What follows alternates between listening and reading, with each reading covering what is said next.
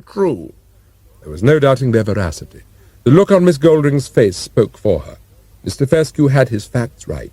He had heard them from Lockhart, who in turn had them from Jessica. "So that," continued Mr. Fescue, "without your permission, Mr. Flawse would not have been able to testify in a signed affidavit that when you invited him into the house you did so of your own free will and with the intention of seducing him, and having failed of that purpose, you set out deliberately and with malice aforethought to destroy his marriage, reputation, and means of livelihood by portraying him in a novel as a thief, a pervert, and a murderer.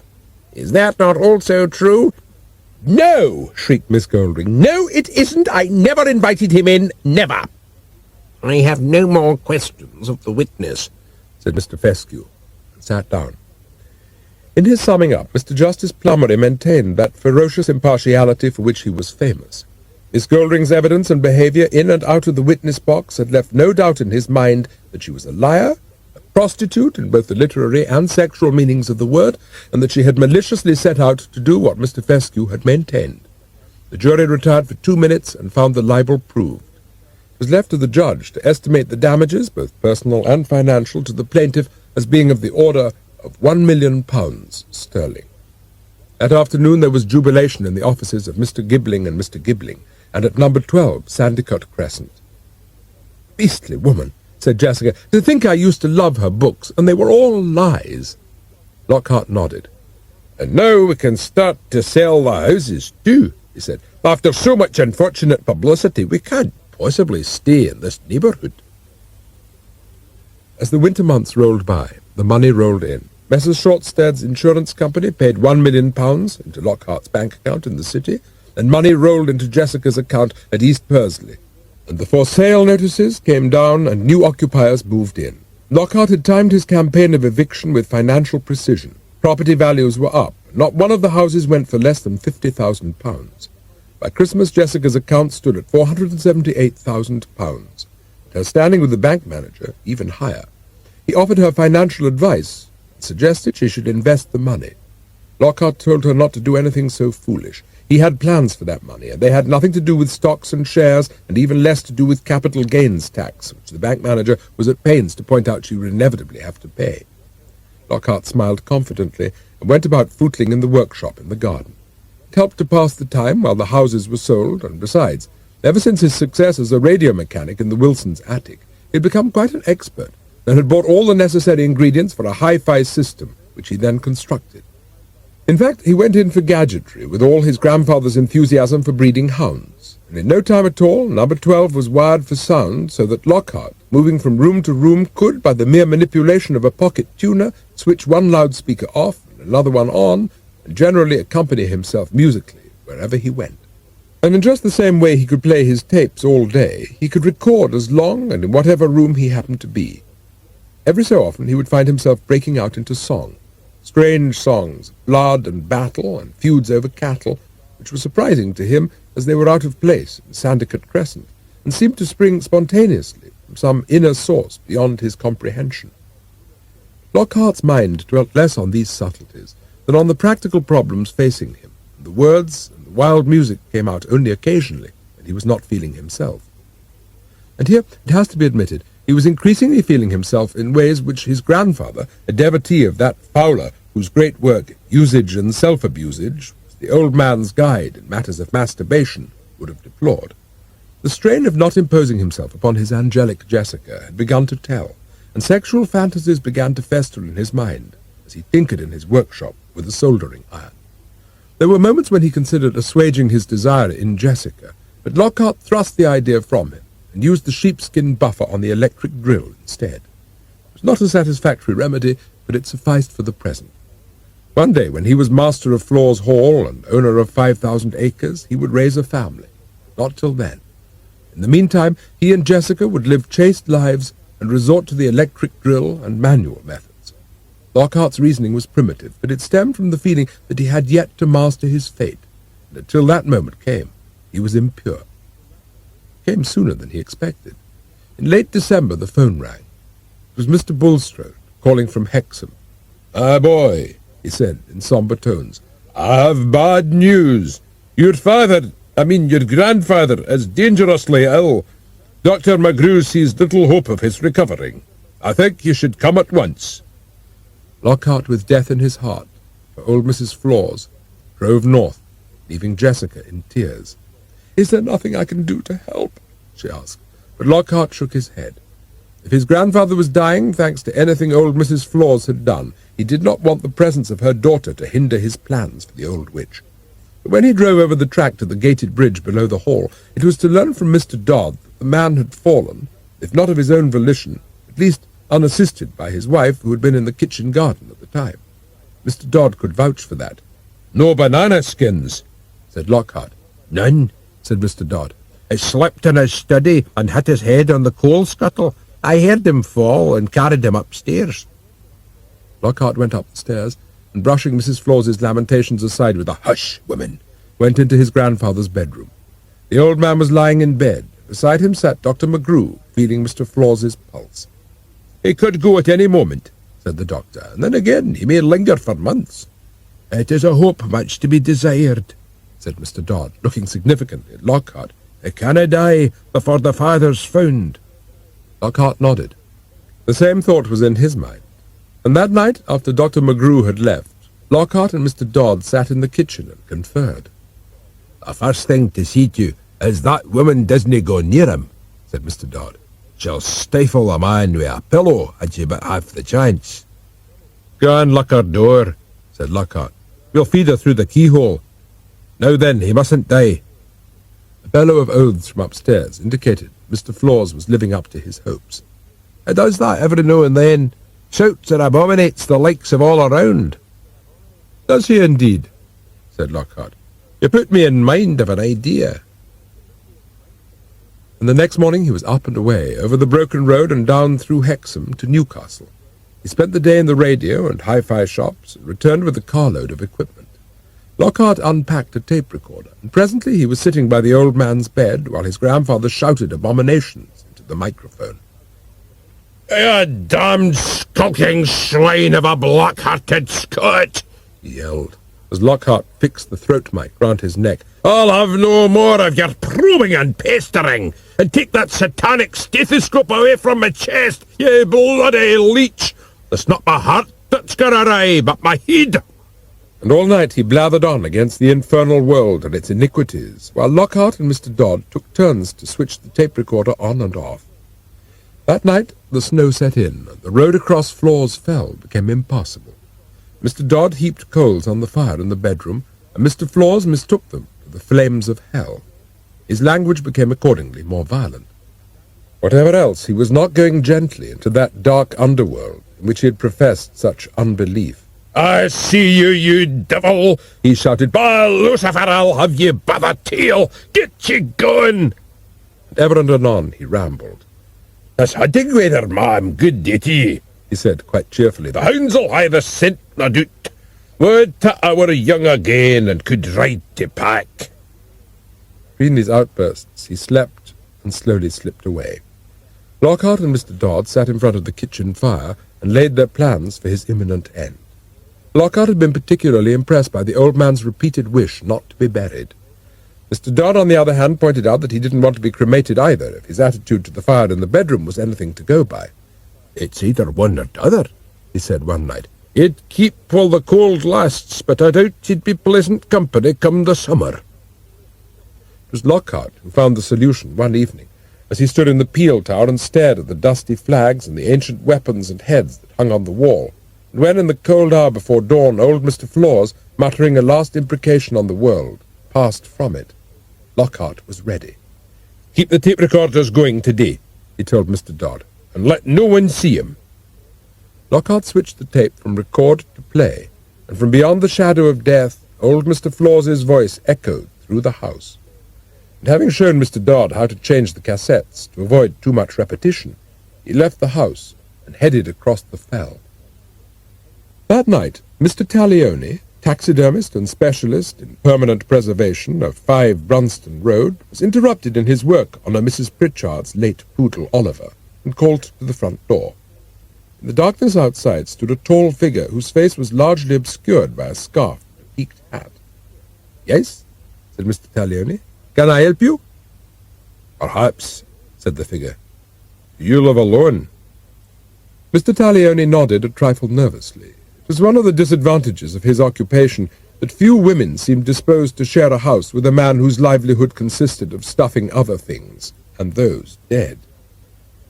"I'm told you are an excellent taxidermist," said the figure, pushing past Mr. Taglioni into the passage. "I am," said Mr. Taglioni proudly. "Can you stuff anything?" There was skepticism in the voice. "Anything you care to mention," said Mr. Taglioni. "Fish, fox, fowl, or pheasant, you name it, I'll stuff it." Lockhart named it. "Benvenuto, Cellini," said Mr. Taglioni, lapsing into his native tongue. "Mamma mia, you can't be serious." But Lockhart was.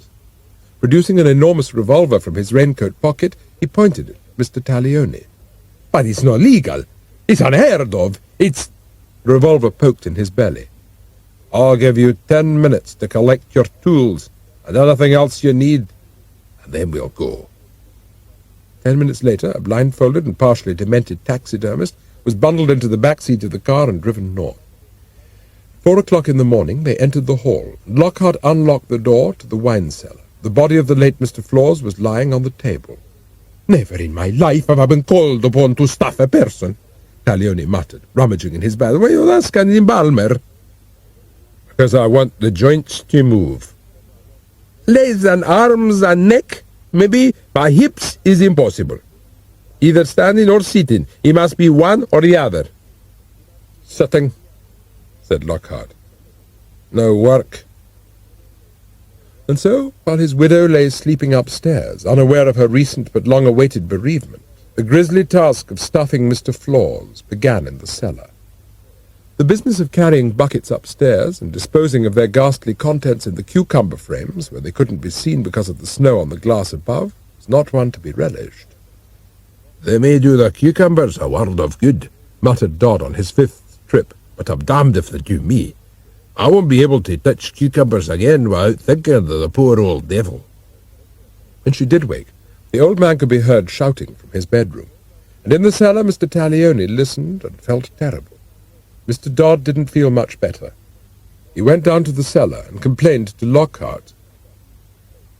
"Why can't we use the earth closet instead?" "Because he didn't want to be buried, and I'll see his wishes carried out," said Lockhart. "I wish you'd carry out a few of his innards as well," said Mr. Dodd, bitterly. When Lockhart inadvisedly left the cellar for a moment, he returned to find that the taxidermist had, to relieve the strain of emptying Mr. Flawse, filled himself with 2 bottles of that late gentleman's crusted port. The combination of a drunk taxidermist elbow-deep in his lamented employer was too much for Mr. Dodd. He staggered up the stairs and was greeted by the unearthly voice of the late Mr. Flawse, bellowing imprecations from the bedroom. "The devil take the lot of you blood-sucking swine of Satan! You couldn't be trusted not to steal the last morsel of meat from a starving beggar!" The late man bawled very appositely. And when an hour later Lockhart came up and suggested that something substantial for lunch like liver and bacon might help the taxidermist sober up, Mr. Dodd would have none of it. "You'll cook whatever you damn well please," he said, "but I'll no be eating meat this side of Candlemas." "The eyes!" Taglioni shouted. "My God, I forgot to bring his eyes! Now what are we going to do?" "I'll bring some," Lockhart said. "Don't worry. I'll fetch a pair." When he returned, he was carrying the glass eyes of the tiger his grandfather had shot in India on his trip there in 1910. He thought they would do rather well. Old Mr. Flawse had always been a ferocious man-eater. All that day and the next, and the one following, Mr. Taglioni continued his gruesome task. While Lockhart cooked, Mr. Dodd sat in his shed and stared resentfully at the cucumber frames. In her bedroom, Mrs. Flawse had stood all she could of her blasted husband's voice echoing from across the landing. Heaven and hell, guilt, sin and damnation. If the old fool wouldn't die or stop repeating himself, she wouldn't have minded, but he went on and on and on, and by the 3rd night Mrs. Flawse was prepared to brave the snow, sleet and storm and even heights to escape. She tied her sheets together, and then tore her blankets into strips and knotted them to the sheets to the bed, and finally, donning her warmest clothes, she clambered out of the window and slid rather than climbed to the ground. The night was dark and the snow melted. Against the black background of mud and moor she was invisible. She slushed off down the drive towards the bridge, and had just crossed it and was trying to undo the gates, and behind her she heard the baying of hounds. She turned from the gate and ran, or rather stumbled, alongside the cut in a desperate attempt to reach the hillside by the tunnel, and as she ran she heard the creak of the wooden gate to the yard and the louder baying of the hounds. The Flawse pack was on the scent again. Mrs. Flawse fled on into the darkness, tripped and fell, got up, tripped again, and this time fell into the cut. It wasn't deep, but the cold was intense. She tried to climb the far bank, but slipped back, giving up, waded on, knee-deep in icy water, towards the dark shadow of the hill, and the darker hole of the great tunnel. It loomed larger and more awful with each uncertain step she took. Mrs. Flawse hesitated. The black hole ahead spoke to her of Hades, the baying pack behind of Pluto, no gay cartoon of Disneyland, but rather that dread god of the infernal regions at whose altar of mere wealth she had unconsciously worshipped. Mrs. Flawse was not an educated woman, but she knew enough to tell that she was caught between the devil and, by way of taps, toilets, and sewers provided by the Gateshead and Newcastle waterworks, the deep blue sea. And then, as she hesitated, the baying hounds were halted in their tracks, and against the skyline she could see in silhouette a figure on a horse thrashing about him with a whip. "Get back, you scum!" shouted Lockhart. "Back to your kennels, you scavengers of hell!" His voice, drifting with the wind, reached Mrs. Flawse, and for once she felt grateful to her son-in-law. A moment later she knew better. Addressing Mr. Dodd, as he had addressed the hounds, Lockhart cursed the man for his stupidity. "Have you forgotten the will, you damned old fool?" he demanded. "Let the old bitch go 1 mile beyond the radius of the hall, and she will forfeit the estate. So let her run, and be damned." "I hadn't thought of that," said Mr. Dodd contritely, and turned his horse to follow the pack back to Flawse Hall, while Lockhart rode behind. Mrs. Flawse no longer hesitated. She, too, had forgotten the clause in the will. She would not run and be damned. With a desperate effort she scrambled from the cut and stumbled back to the hall. Mrs. Flawse needed a drink, a strong drink to warm her blood. She stepped quietly to the cellar door and opened it.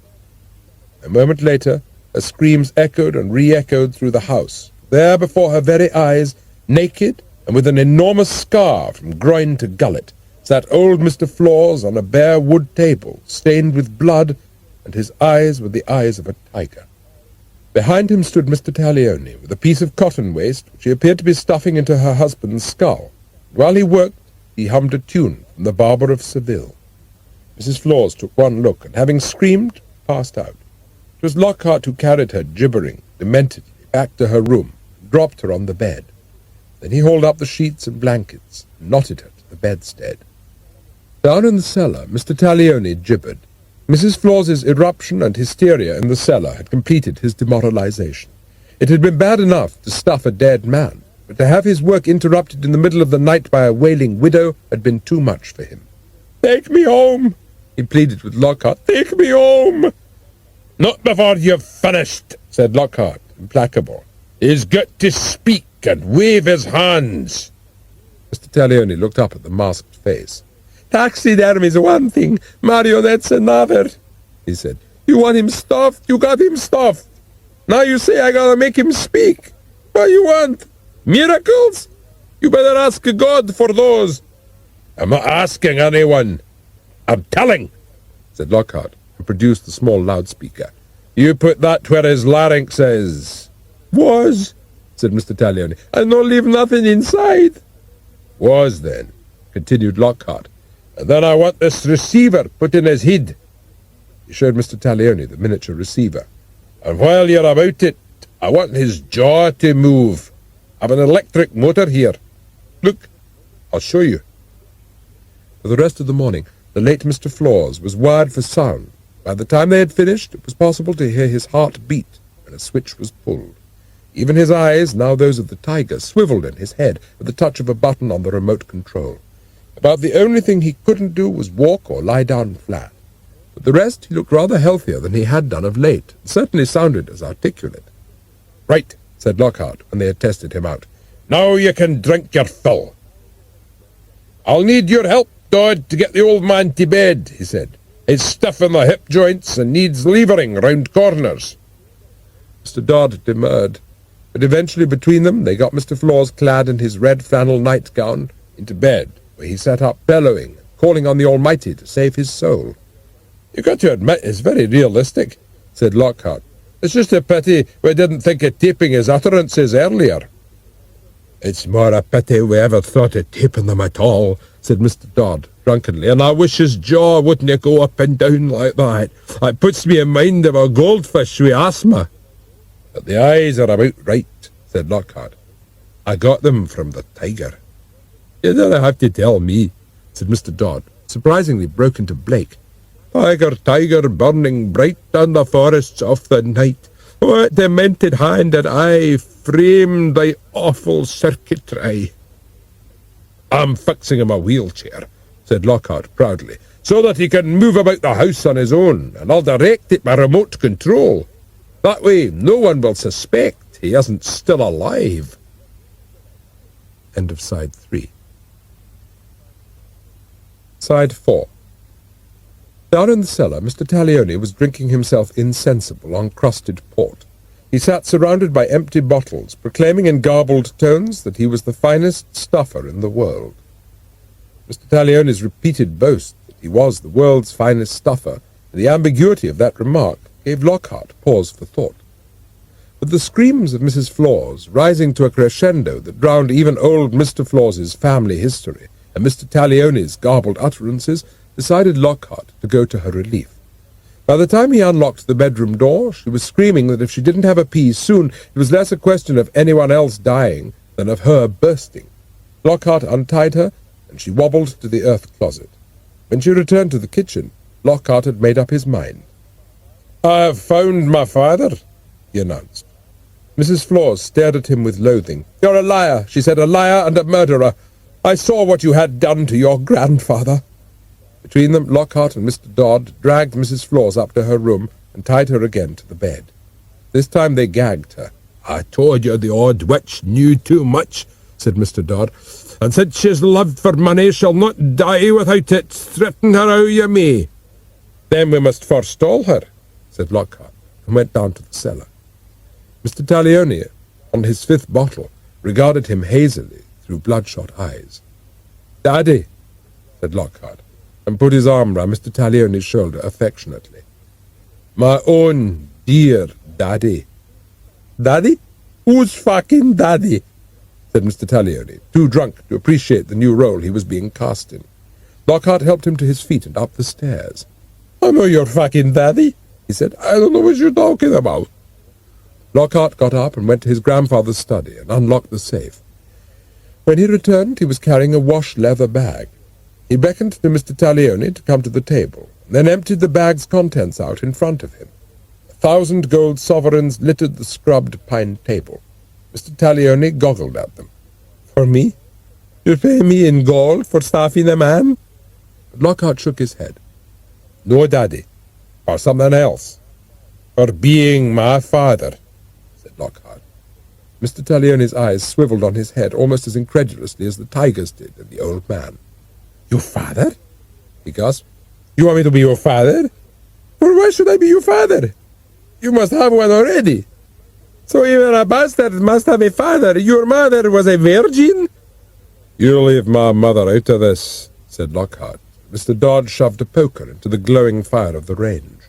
By the time it was red hot, Mr. Taglioni had made up his mind. Lockhart's alternatives left him little choice. "Okay, I agree. I tell this Mr. Bulstrode I'm your father. I don't mind. You pay me this money. It's fine with me. Anything you say."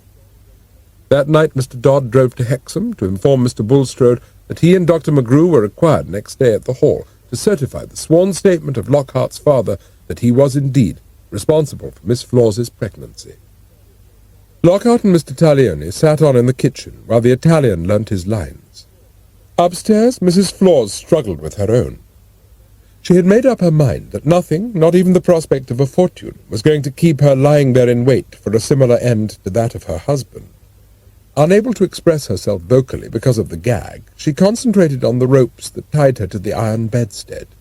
She pushed her hand down and pulled them back again over and over with a tenacity that was a measure of her fear. Mr. Taglioni's appearance did not inspire confidence. The taxidermist had been through too many inexplicable horrors to be at his best, and while Lockhart had spent half the night seeing to it that his father was word perfect in his new role, drink, fear, and sleeplessness had done nothing to improve his looks. Mr. Bulstrode looked at him with dismay, and Dr. McGrew with medical concern. Mr. Bulstrode swallowed. "Would it not be more proper to have present your grandfather and his wife?" he inquired. "After all, the one drew the will and last testament up, and the other would appear to be about to be deprived of those benefits she would otherwise have received under it." "My grandfather has stated that he does not feel up to leaving his bed," said Lockhart. "I think I can safely say the same for my step-grandmother. She is at present indisposed, and naturally my father's appearance here today, with all its consequences for her financially, might be said to chafe her more than a little." It was no more than the truth. A night spent rubbing the ropes that bound her hands up and down against the iron bedstead had indeed chafed her, but she still persisted, while down in the study Mr. Taglioni repeated word for word what he had been taught. Mr. Taglioni stated that he had been employed as a casual labourer by the waterworks at the time. Being an Italian, had naturally attracted the attention of Miss Flawse. "I couldn't help it," he protested. "I am Italian, and English ladies, well, you know how English ladies like." Lockhart intervened. "I don't think we need go into any further details," he said pacifically. Mr. Bulstrode expressed his fervent agreement. "And you are prepared to swear on oath that to the best of your knowledge you are the father of this man?" he asked. Mr. Taglioni said he was. "Then if you'll just sign here," Mr. Bulstrode went on, and handed him the pen. Mr. Taglioni signed. His signature was witnessed by Dr. McGrew. "My dear McGrew," said Mr. Bulstrode, "I can only say that I now understand why the old man stipulated in his will that the bastard's father should be flogged to within an inch of his life. He must have had some inkling, you know." Dr. McGrew agreed. "Personally, I would have preferred him to have stipulated something stronger," he said, "like half a mile beyond it." To avoid disturbing his grandfather and distressing Mrs. Flawse, Lockhart had decided to conduct the second part of the ceremony in the Peel Tower. When Bulstrode and McGrew entered, they found Mr. Taglioni already manacled to the wall. "What do you mean, flogged?" he screamed. Mr. Dodd put a bullet in his mouth. "I tell you I don't want to be flogged. I come here to stuff for someone. I stuff him. Now." "Thank you, Mr. Dodd," said Mr. Bulstrode, as Dodd silenced the Italian with his grimy handkerchief. "If anything persuades me that the will ought to be carried out according to the spirit of the law rather than the letter, it is his constant reference to stuffing. I find the term singularly objectionable, I must say." "And was I not mistaken in thinking that the gender was wrong, too?" said Dr. McGrew. "I could have sworn he said him." Mr. Taglioni would have sworn, too, if he could. Mr. Dodd's handkerchief, in combination with the bullet, was doing things to his taste buds and his breathing that took what was left of his mind off external circumstances. He turned from white to damson. "I am still unpersuaded that we should proceed before determining the exact measurement of an inch of life," the doctor said. "Perhaps we should consult Mr. Flawse himself to find out what precisely he meant." "I doubt you'll get a rational answer out of the man," said Mr. Dodd, all the while wondering which cassette would give an approximate answer to the question. He was saved the trouble by Dr. McGrew. Mr. Taglioni's complexion had progressed from damson to off-black. "I think it would be as well to allow your father some air," he told Lockhart. "My Hippocratic oath will not allow me to attend death by suffocation. Of course, if this were a hanging—" As Mr. Dodd removed the handkerchief and bullet, Mr. Taglioni regained a better complexion and a volubility that was wasted on his audience. He stood shouting in Italian. Finally, unable to hear themselves dispute, Dr. McGrew and Mr. Bulstrode went out into the garden in disgust. "I find his cowardice contemptible," said Mr. Bulstrode, "but the Italians fought very badly in the war." "Which hardly helps to solve our present problem," said Dr. McGrew, "and as a man of some compassion, even for such swine, I would suggest that we act in strict accordance to the will and flog the brute to within an inch of his life." Dr. McGrew went back into the hall and spoke to Mr. Dodd above the din. Presently Mr. Dodd left the hall and returned 5 minutes later with a ruler and a pencil. Dr. McGrew took them and approached Mr. Taglioni. Placing the ruler an inch from his shoulder and marking the point with the pencil, he proceeded down the Italian's right side, making pencil marks on the stucco wall and joining them together so that they formed an outline 1 inch from the man. "I think that is precise," he announced proudly. Lockhart, my boy, you may go ahead and flog the wall up to the pencil line, and you will have flogged the man to within an inch of his life. I think that satisfies to the letter the conditions of your grandfather's will."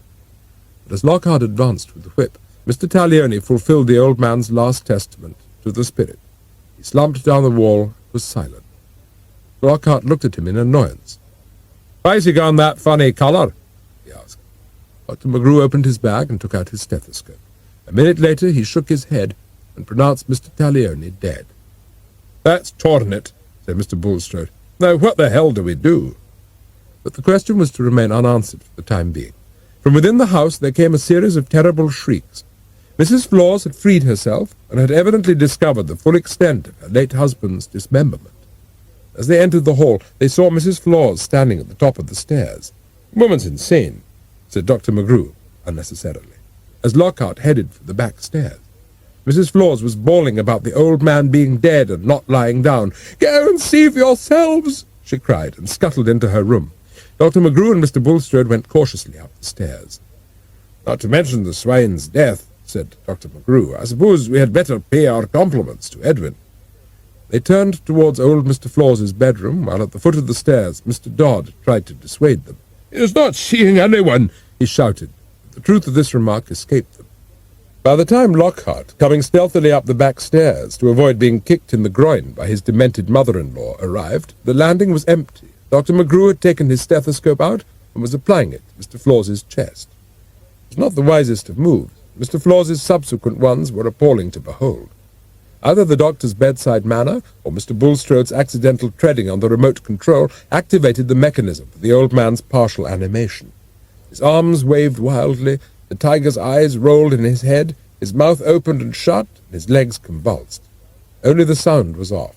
The sound and the bedclothes, which his legs kicked off the bed so that the full extent of his rewiring was revealed. Mr. Taglioni had not chosen the kindest spot for the wires to extrude, and they hung like some terrible electronic urethra. As Mr. Taglioni had said at the time, it was the last place anyone examining him would think of looking. It was certainly the last place Dr. McGrew and Mr. Bulstrode wanted to look, but by the very complexity of the wires they couldn't take their eyes off the thing. "The junction box and earth," Lockhart explained, adding a cricketing term to their confusion, "and the aerial. The amplifier is under the bed, and I've only got to turn the volume up." "Don't, for God's sake, don't do anything of the sort," pleaded Mr. Bulstrode, unable to distinguish between spatial volume and output, and convinced that he was about to be privy to an erection. Mr. Flawse's reactions were awful enough without that dreadful addition.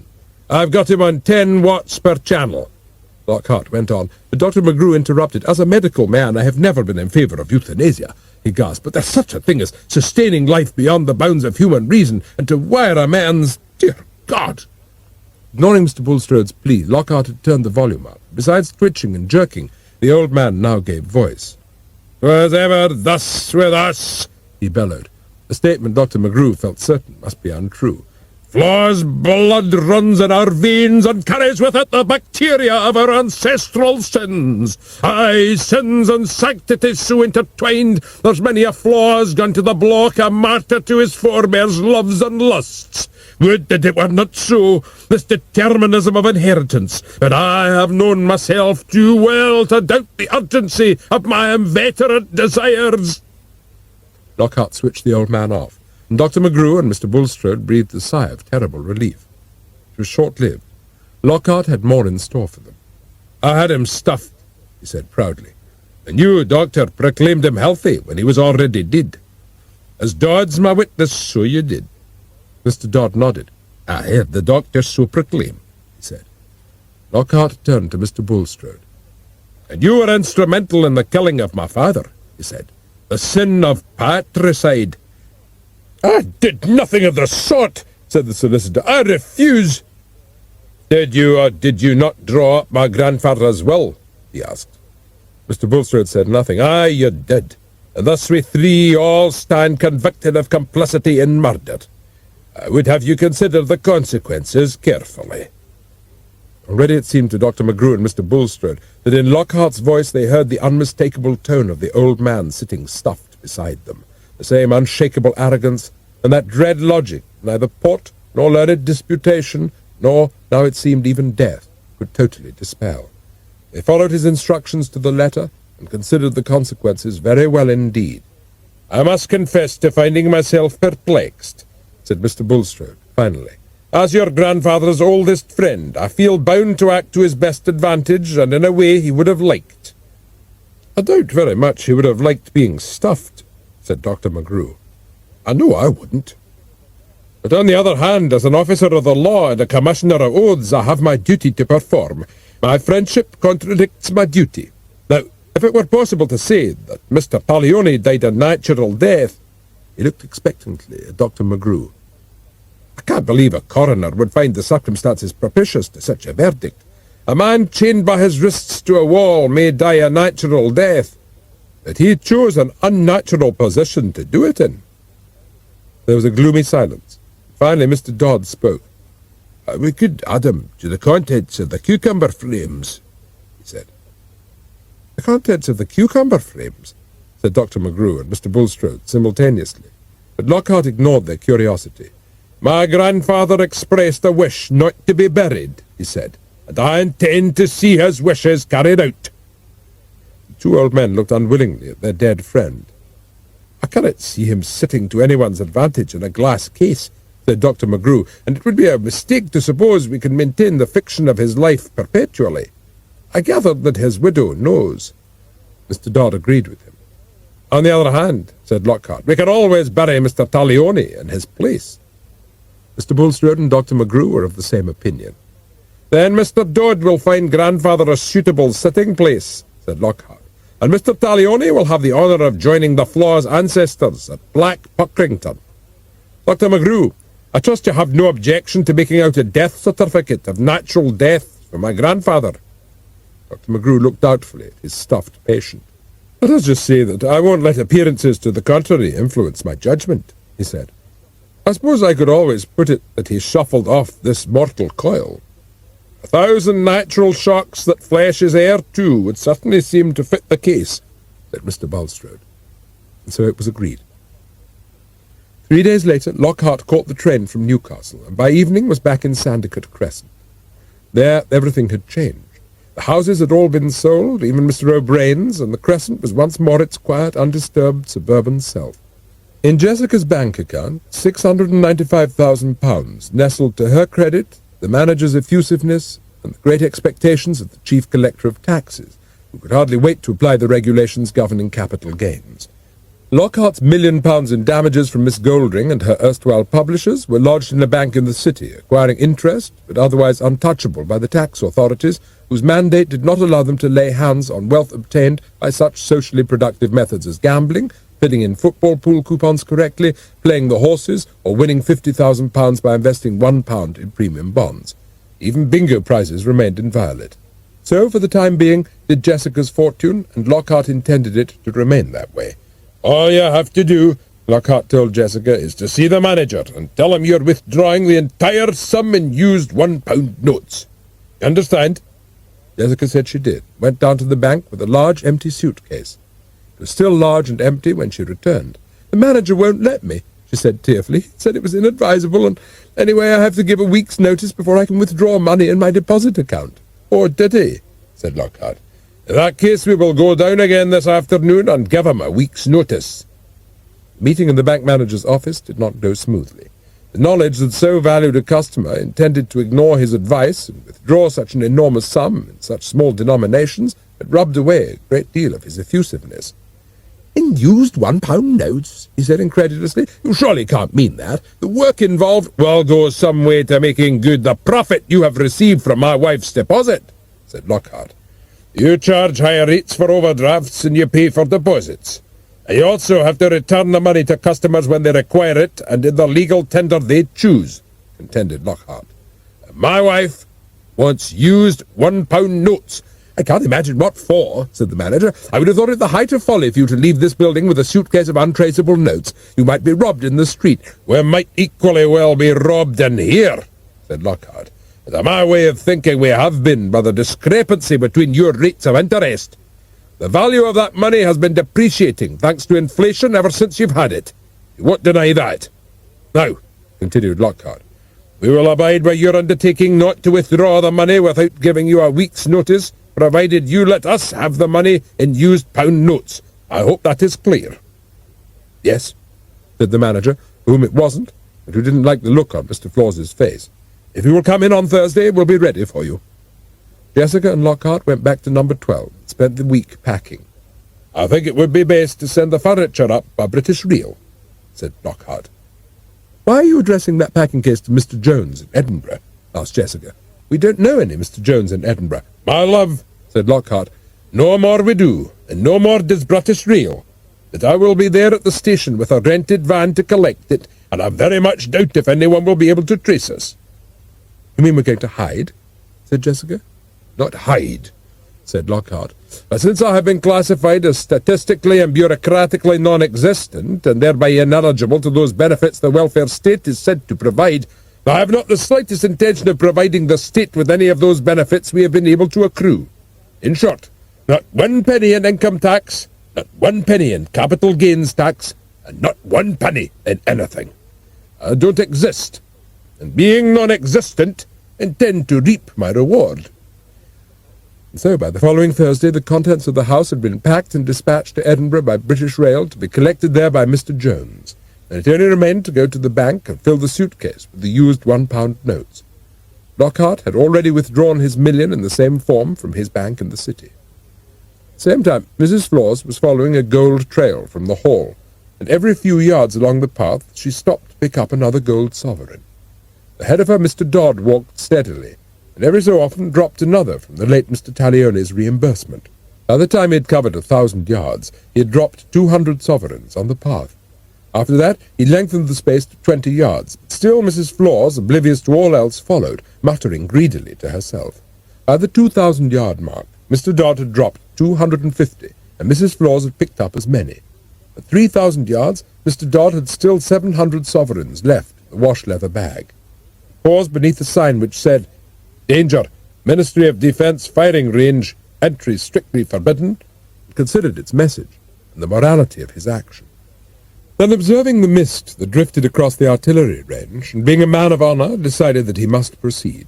He dropped more coins, this time closer together to quicken the pace. At 4,000 yards he was down to 500 sovereigns, and at 5,000 the wash-leather bag still held 400. And as the money thickened on the ground, so did the mist above it. At 8,000 yards Mr. Dodd emptied the remnants on the ground, scattering them in the heather to be searched for. Then he turned and ran. Mrs. Flawse was nowhere to be seen, but her demented muttering came through the mist. If this trail of bullion continued, she would be a rich woman. Mrs. Flawse foresaw a splendid future. She would leave the hall. She would live in luxury with yet another husband, a young one this time, to be bullied and put to work and made to serve her sexual requirements. 4,000 yards to the south, the men of the Royal Artillery were equally determined not to miss their target. They couldn't see it, but the range was right, and having bracketed it, they prepared to fire a salvo. Ahead of them, Mrs. Flawse found the last coin, and sat on the ground with the gold gathered in her skirt, and began to count. 1, 2, 3, 4, 5. She got no further. The Royal Artillery had lived up to their reputation, and the 6-gun salvo had scored a direct hit. Where Mrs. Flawse had been sitting, there was a large crater, around whose perimeter lay scattered, like golden confetti from some extravagant wedding, 1,000 sovereigns. Dodd was playing his pipes when the sound of a horn blown from the locked gate on the bridge sent him running down the drive to welcome Lockhart and his wife. "The Flawses are back at the hall," he said, as he opened the gate. "It's a grand day." "Aye, it's good to be back for good," said Lockhart. That evening Lockhart dined at his grandfather's place at the oval mahogany table with Jessica sitting opposite him. By candlelight she looked more innocent and lovely than ever, and Lockhart lifted his glass to her.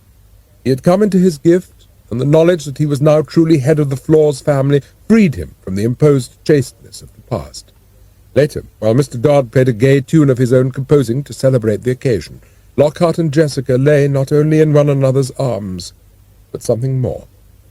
Such was their happiness that it was not until after a late breakfast that any mention was made of Mrs. Flawse's absence. "I haven't seen her since yesterday," said Mr. Dodd. "She was away across the vale and in rather better spirits than of late." But Jessica was too enchanted by the house to miss her mother. She went from room to room, looking at the portraits and the fine old furniture, and making plans for the future. "I think we'll have the nursery in Grandfather's old dressing-room," she told Lockhart. "Don't you think that would be a good idea? Then we'll have Baby near us." Lockhart agreed with everything she suggested. His mind was on other things than babies. He and Mr. Dodd conferred in the study. "You've put the money in the wall with the man?" he asked. "Aye, the trunk and the suitcases are well hidden," said Mr. Dodd. "But you said that no one will come looking."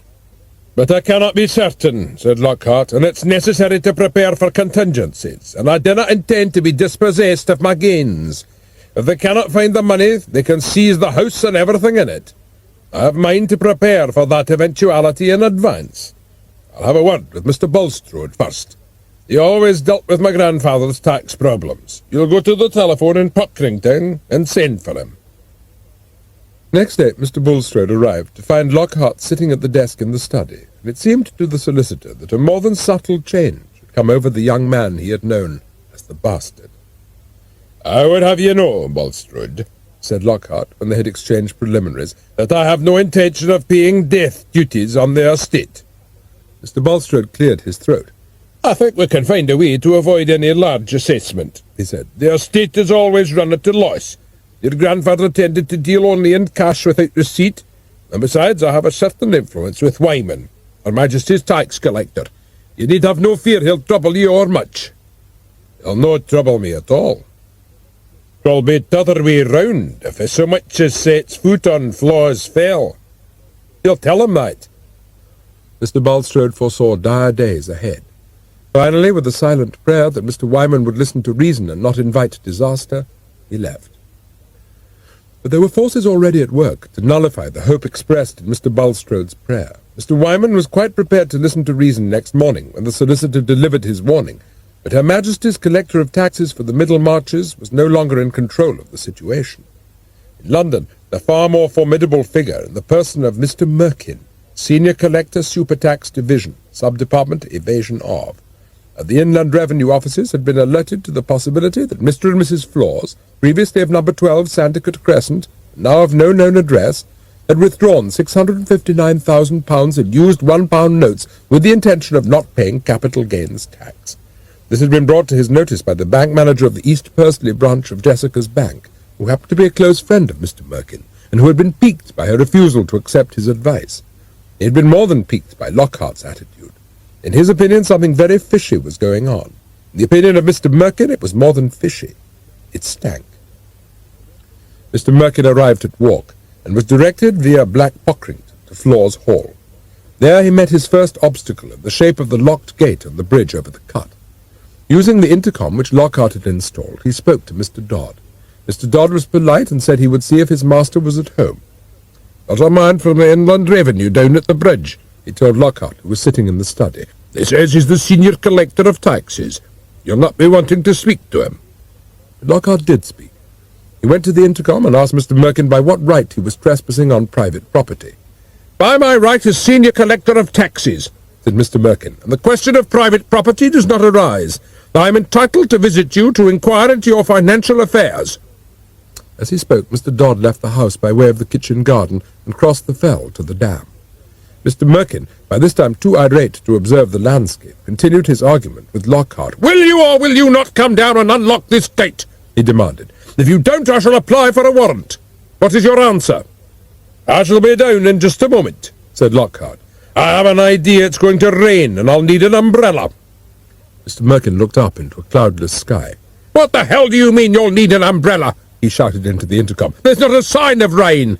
"Oh, I don't know," said Lockhart. "We get very sudden changes of weather in these parts. I have known it to pour down without warning." At that moment, Mr. Dodd undid the main sluice gates at the base of the dam, and a white wall of water issued from the great pipes. 10 feet high it hurtled down the cut, just as Mr. Merkin was about to protest that he had never heard such nonsense in his life. Mr. Merkin stood and looked aghast. The next moment he was running hell for leather past his car and up the metalled track towards Black Pockrington. He was too late. The wall of water was less than 10 feet deep now, but of sufficient depth to sweep the car and the senior collector of taxes off their tires and feet and carry them a quarter of a mile down the valley and into the tunnel. "I doubt he'll be coming back the same way," Dodd told Lockhart, who had observed the collector's submergence with relish. "I wouldn't be too sure," said Lockhart, while Jessica, out of the kindness of her heart, hoped the poor man could swim. There was no kindness in Mr. Merkin's heart by the time he had issued from the tunnel, and having been bounced, bashed, trundled, and sucked through several large pipes and 2 deep tanks, finally came to rest, the comparative calm of the subsidiary reservoir beyond Tombstone Law. Half-drowned and badly grazed, with murder in his heart, not to mention water everywhere, he clambered up the granite bank and staggered toward a farmhouse. The rest of the way to Hexham he travelled by ambulance, and was lodged in the hospital there, suffering from shock, multiple abrasions, and dementia taxitis. Mr. Merkin was not the only person to suffer. The discovery of the late Mrs. Flawse in a shell crater surrounded by gold sovereigns came as a shock to Jessica. "Poor mummy," she said, when an officer from the Royal Artillery brought her the sad news. "She never had much bump of direction, and it's nice to know she didn't suffer. You did say death was instantaneous." "Absolutely," said the officer. "We bracketed her first, and then all 6 guns fired a salvo, and we were bang on target." "And you say she was surrounded by sovereigns?" asked Jessica. "That would have made her very proud. She always was a great admirer of the royal family, and to know that they were with her in her hour of need is a wonderful comfort." She left the officer in a state of some perplexity, and went about the more urgent business of nest-making. She was 2 weeks pregnant. It was left to Lockhart to offer his apologies to the Major for the inconvenience caused by Mrs. Flawse's failure to look where she was going. "I'd be happy to have you put your warning notices up a bit closer to the house and on my ground," he told the Major. "It would keep people from interfering with my game." What the game was he kept to himself, but the Major was touched by his generosity. "I'd have to get permission from the Ministry," he said. "But isn't there anything else we can do to help?" "Well, as a matter of fact, there is," said Lockhart. Next day Lockhart drove to Newcastle with the trailer behind the car, and when he returned both car and trailer were loaded to the brim with fresh electronic equipment. He made 2 subsequent trips, and each time came back with more bits and pieces. "Oh, Lockhart," said Jessica, "it's so nice to know you've got a hobby. There you are in your workshop, and here am I making everything ready for baby. What was that huge machine that came up yesterday?" "An electric generator," said Lockhart. "I've decided to electrify the house." But to watch him and Mr. Dodd at work on Flawse Fell suggested that it was less the house than the surrounding countryside that Lockhart had decided to electrify. As each day passed, they dug fresh holes, deposited loudspeakers in them, and wired them together. 2 days later, Lockhart, finally accepting the Major's offer of help, spent several hours on the artillery range with a tape recorder listening to the guns being fired. "I say, I think it's an ingenious idea," said the Major, as Lockhart packed his equipment into the car, prepared to leave. "Sort of bird scarer, what?" "You could put it like that," said Lockhart, and thanking him once again, drove away. He returned to the hall to find Mr. Dodd waiting for him with the news that he had what was needed to make the scene realistic. "We'll just have to be sure the sheep don't tread on them," he said, but Lockhart was of a different opinion. "A dead sheep or 2 won't come amiss. They'll add a touch of death to the scene. A few bullocks would, too." All the while Mr. Merkin hobbled about Hexham on crutches, and spent hours poring over the tax returns of old Mr. Flawse in the determination to find proof of something that would justify the issue of a warrant. Mr. Merkin found what he wanted. The VAT excise men needed no warrant to enter and search an Englishman's house, be it castle or cot, at any time of the day or night, and their powers, unlike his own, were not subject to the limitations of magistrates, courts of law, or any of the legal institutions which preserved an Englishman's supposed liberties. And so several weeks passed, and as many letters from customs and excise were sent and received no reply. Faced with this flagrant contempt for his office and the VAT regulations, the head VAT man decided to act. And during those weeks, Lockhart and Mr. Dodd continued with their preparations. They moved more equipment into the valley and onto the fells surrounding the hall. They installed numbers of tape recorders and enormously powerful amplifiers in the hall and waited for the next move. It came with the arrival of Mr. Bulstrode and Dr. McGrew, the solicitor to inform Lockhart that he had learnt through Mr. Wyman that the excise men intended to raid the house that night, and Dr. McGrew to confirm that Jessica was expecting a baby. Neither of them expected what happened that night, when after an excellent dinner they went to bed in their old rooms at Flawse Hall. It would also be true to say that the excise men had no idea what to expect. They had been warned by Mr. Merkin's experience, but as they stole across the dam, all seemed quiet and peaceful under the brilliant moon. They were still 100 yards from the hall when the barrage broke around them, and barrage it was.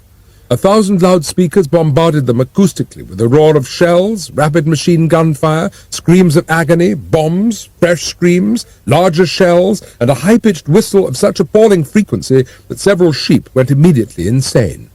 The excisemen tried desperately to take cover, only to find that lying down was even more awful than standing up from the sound point of view. Worse still, it prevented them from getting out of the way of maddened sheep and demented bullocks, startled out of their senses into panic by the terrible din. Even in the house, where Dr. McGrew and Mr. Bulstrode had been warned that it might be more advisable to sleep with their heads under pillows rather than on top, the sounds of battle were devastating. Only Lockhart, and Jessica, and Mr. Dodd enjoyed what was happening. Provided with earplugs, specially designed ear mufflers, and sound-deadening helmets, they were in a privileged position. Mr. Merkin, clutching his head in agony, took an unwise step forward, fell, and lay on an extremely large loudspeaker, which was resonating at an extremely low frequency. Before he knew what was happening, Mr. Merkin was transformed from senior collector of taxes of the Inland Revenue into a sort of semi-human tuning fork, one end of which felt as if it had been sucked into a jet engine at full power, while the middle, lying on top of the low-frequency loudspeaker, began to rumble, stir, reverberate, and bounce quite horribly. Mr. Merkin's plastered legs simply vibrated involuntarily and at a frequency that was not at all to the advantage of what lay between their upper ends. Around him the fell was clear. Sheep, bullocks, hounds, and excise-men, all deaf to everything but the pain in their ears, had fled the field and had scampered back across the dam. As they finally disappeared from view, Lockhart turned the amplifiers off. The bombardment ceased as suddenly as it had begun. Not that Mr. Merkin or the fleeing excise-men either knew or cared. They were in a soundless world in any case, and by the time they reached their cars on the road and were able to voice their shattered feelings, they were unable to get them heard. Lockhart went into the peel tower and lit the fire in the great hearth. As it blazed up, he told Mr. Dodd to fetch the whiskey, and went himself into the house to invite Mr. Bulstrode and Dr. McGrew to join him and Jessica in drinking a toast. Mr. Dodd was already there with the whiskey and his pipes, and standing in a little group beneath the battle flags and the swords, they raised their glasses. "What are we going to drink to this time?" asked Jessica, and it was Mr. Dodd who supplied the answer. "To the devil himself," he said. "Devil?" said Jessica. "Why the devil?" "Why, aye, anney," said Mr. Dodd. "'Tis clear you dinna ken your Robbie Burns. You don't ken his poem, The Deal's Awa with the Excise Man." They danced and drank and danced. Then, exhausted, sat round the long table while Jessica made them ham and eggs. When they had finished, Lockhart stood up and told Mr. Dodd to fetch the man. As dawn broke over Flawse Fell, Mr. Dodd flung open the gates of the peel tower, and the old Mr. Flawse, seated in a wheelchair and manifestly self-propelled, rolled into the room and took his accustomed place at the end of the table. Mr. Dodd shut the doors and handed Lockhart the remote control. Lockhart twiddled with the switches, and once again the room rang with the voice of old Mr. Flawse. "I've not a forelock left to touch, and wouldn't ease a finger to it had I one, to wheedle pennies from a foreign swine, be he an Arab sheik or the Emperor of Japan. I'm true-born English to the core, and so I will remain. So keep your whimpering for womenfolk, and let me have my bang." And as if in answer to this request, there was a dull explosion in his innards, and smoke poured out of his ears. Mr. Bulstrode and Dr. McGrew looked on appalled, while Lockhart, trying the switches, shouted to Mr. Dodd. "The fire extinguisher!" he yelled. "For God's sake, get the fire extinguisher!" But it was no good. Mr. Flawse was living up to his promise not to whimper. Flailing round him with his arms and shouting incomprehensible imprecations from his clapper mouth, he streaked in his wheelchair across the banqueting hall, gathered a rug over his feet on the way, bounced off an armoured figure, and finally, with that practicality he had always admired in his ancestors, shot into the open hearth and burst into flames.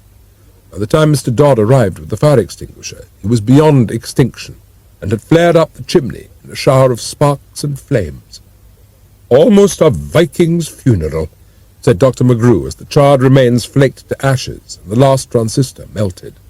It had been made in Japan, he noted, which tended to contradict the old man's final boast that he was English to the core.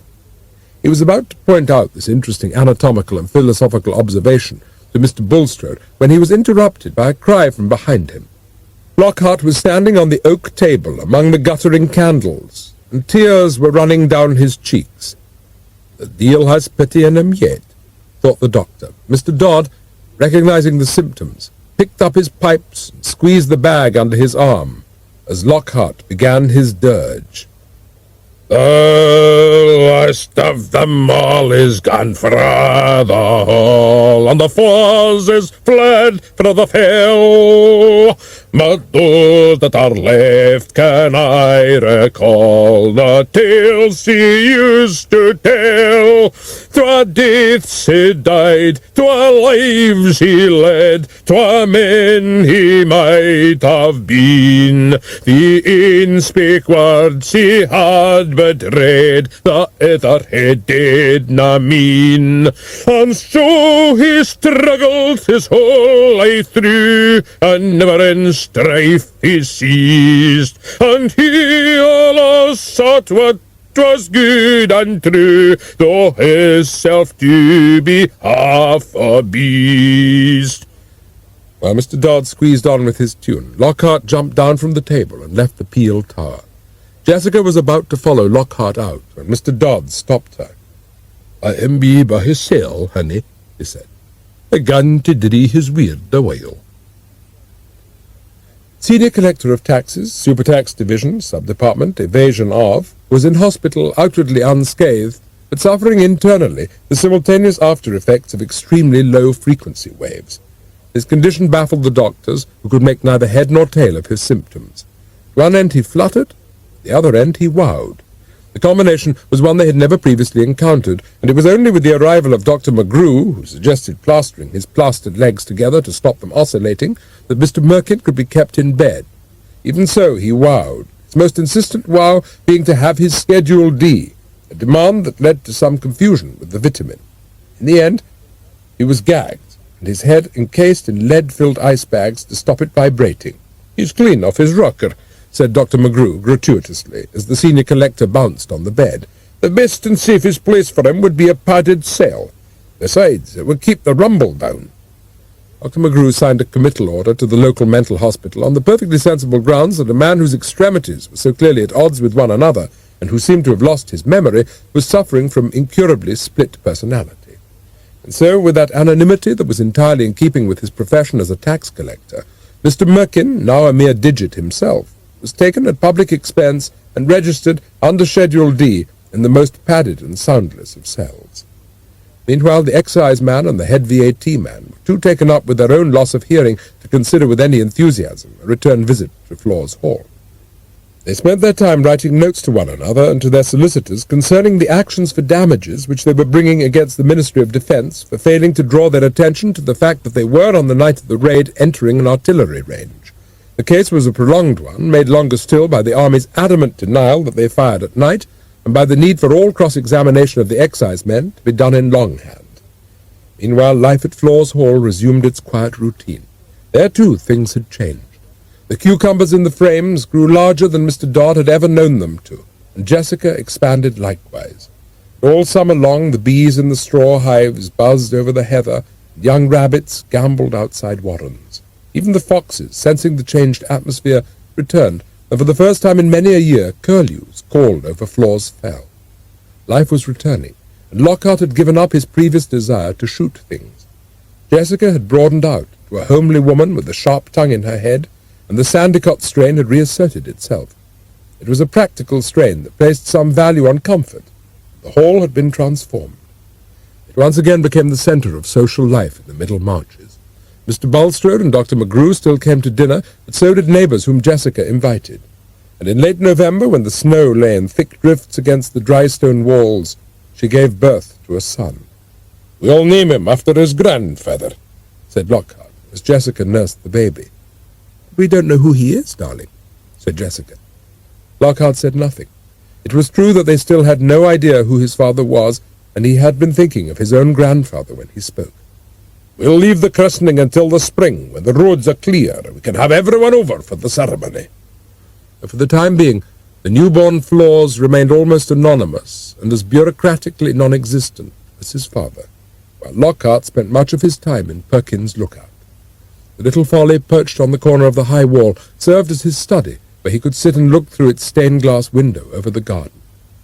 Down below, in a warm, sunlit corner of the miniature garden, Mr. Dodd, as happy as a skylark, sat by the pram of Edwin Tyndale Flawse, played his pipes or sang his songs, while his grandson lay and chuckled with sheer delight. Thank you for watching. Take care. Be kind, don't rewind.